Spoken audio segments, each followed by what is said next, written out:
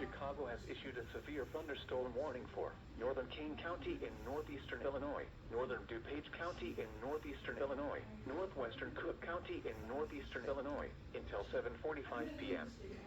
At 7:01 p.m., a severe thunderstorm was located near Pingree Grove, or near Canton Hills, moving east at 40 miles per hour. Hazard, 60 miles per hour wind gusts. Source, radar indicated. Impact, expects damage to roofs, siding, and trees.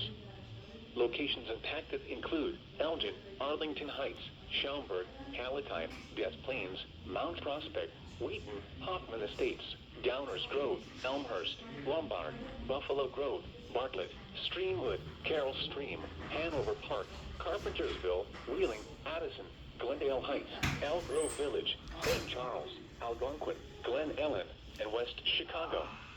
Remain alert for a possible tornado. What? Tornadoes can What? develop quickly from severe thunderstorms.